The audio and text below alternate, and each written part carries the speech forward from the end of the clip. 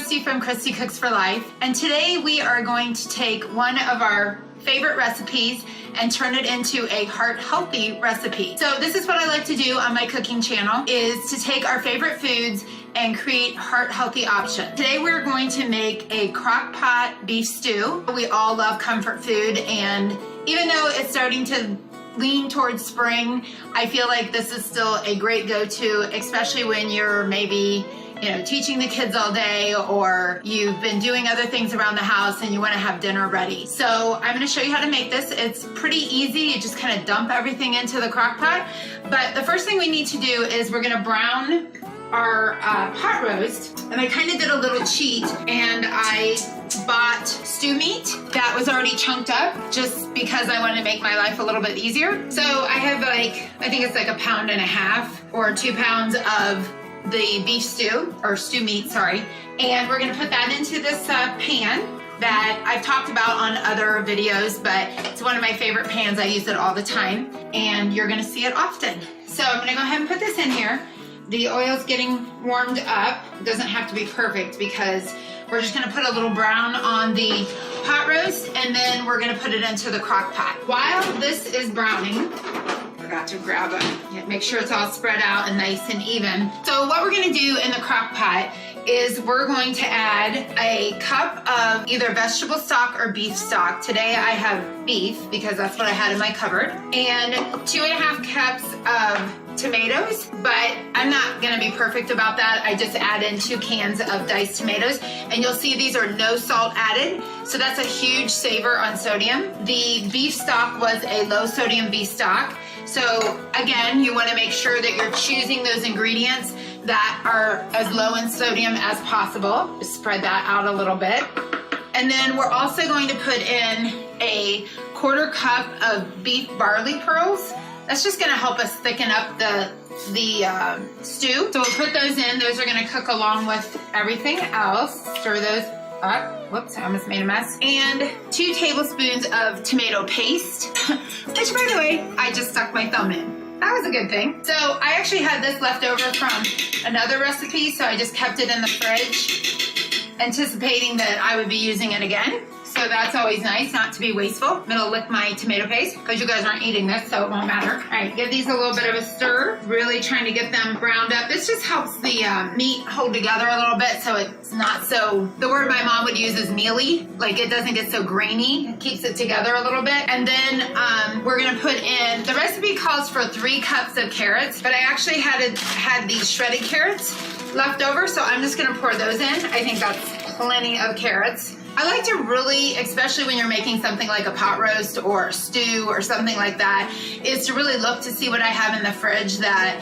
might not, might be going bad, or, I had it for another recipe and now I didn't use it all, because this is a great way to kind of use up those extra ingredients. So then we're going to put in, that flour is for the meat, so we're going to put in 2 medium onions that I already chopped up. Put those in there. And again, I'm making a mess. And I also, I did a rough chop on the garlic because it's gonna, cook and marinate with all the other stuff. So it doesn't need to be super fine because it'll break down in there and you won't get a big piece of garlic. Some people don't like that. I'm not one of them. All right, so that's all of that. These are browning up nicely. Just stir them around so we can get them kind of brown on all sides.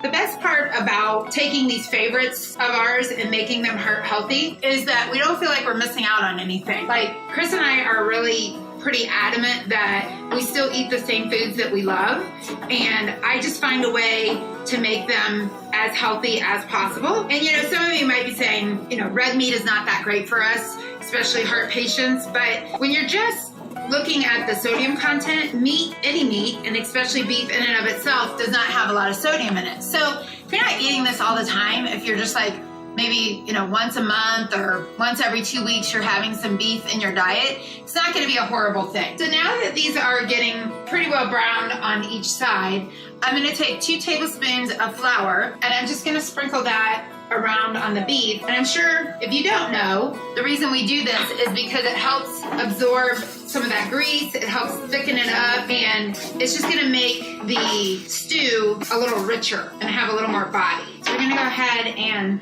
cook some of that flour off so it doesn't taste, you know, that floury, pasty taste. We're gonna make sure that we let that flour cook a little bit. Probably should have saved some of that beef stock to deglaze the pan. And I actually have a little bit of that left. So even though I put the whole can in the crock pot, I'm just gonna take a little splash to deglaze this pan because I don't want to lose all that flavor that build up on the bottom of the pan. So that's probably like a 1/4 cup if you want to do that. If not, you can save the stock that I poured into the pot and deglaze the pan before you put it into the crock pot. So we're just gonna go ahead and stir that around a little bit.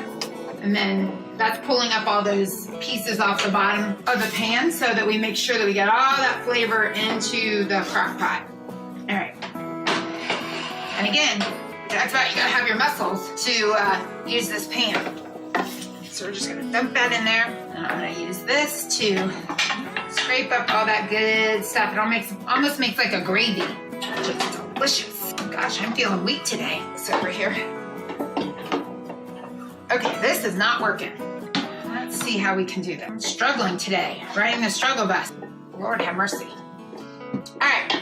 So we get all that brown stuff in there. We're gonna stir that all up to make sure everything gets coated, all mixed together.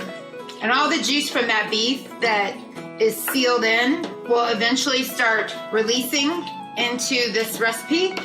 It'll be nice and flavorful. Now the one thing, if you have my cookbook, because this recipe's in my cookbook, the Yes You Can Eat That cookbook, calls for mushrooms, but I didn't actually have any mushrooms and I don't really think we're gonna miss it in the recipe, so I just went ahead and made it even though I didn't have it. The final steps for this stew is that we're gonna let it cook for 8 to 10 hours. Then at the very end, like maybe the last hour or so, we're gonna put in 2 potatoes and some rosemary. Make sure that we add that at the very end because we don't want it to all fall apart. So I'm gonna go ahead and get this started.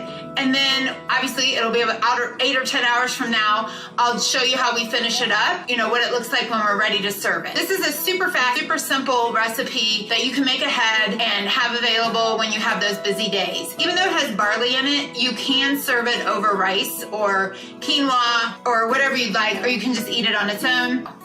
I'm back. It's been 10 hours and this Crockpot pot roast, or I'm sorry, stew. I keep calling it a pot roast. I don't know what my problem is. I guess because it has pot roast meat in it.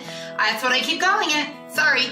So this is stew. This is what we made. I'm gonna show you guys. It looks so yummy.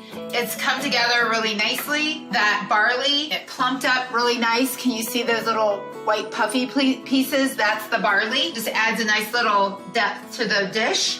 I want to show you also, if you can see here on my little cutting board, the meat stayed together really nicely, but look how easily it comes apart. It's going to be so tender, and it still has an hour or so to cook, but I wanted to come back on and show you guys that I took 2 russet potatoes and I just rough chopped them because we want them to have some, you know, texture and body to them when they are done. So they're going to go in there to finish cooking. That meat back in there.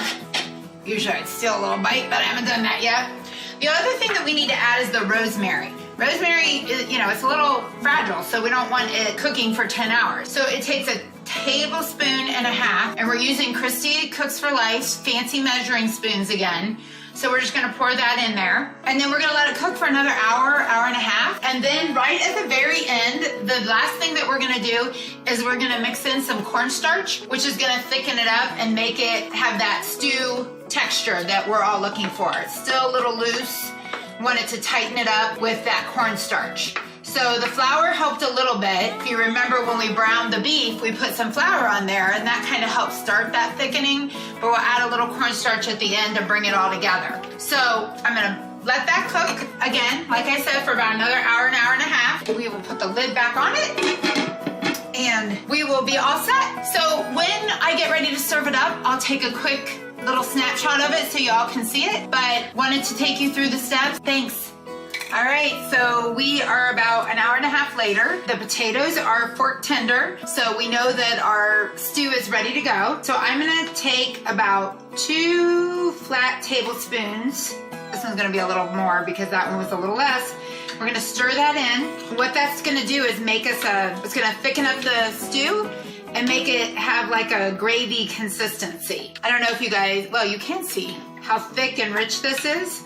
So we're just gonna stir that for a few minutes.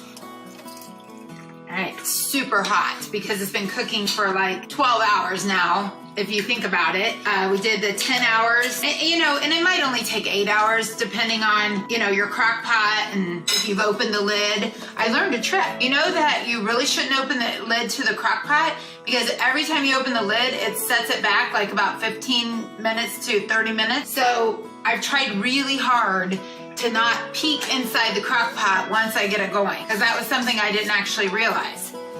So we're gonna let this for a few minutes. We're gonna stir that around. It's really thickening up already. It doesn't take long. I think because it's super hot and it was already a little bit thick.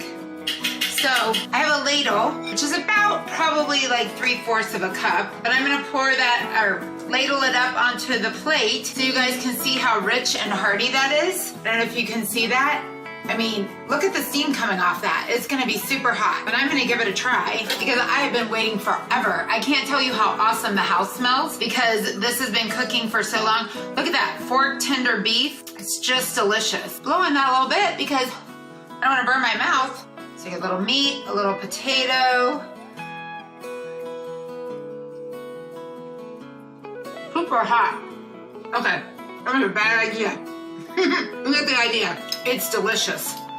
And it's gonna stick to your ribs, it's gonna fill you up. It's very low sodium. There was a lot of things that we used up that we already had in the fridge left over from other recipes. Remember, this is Christy from Christy Cooks for Life. Always make every meal a heart healthy meal. And I look forward to the next time. Thanks, bye-bye.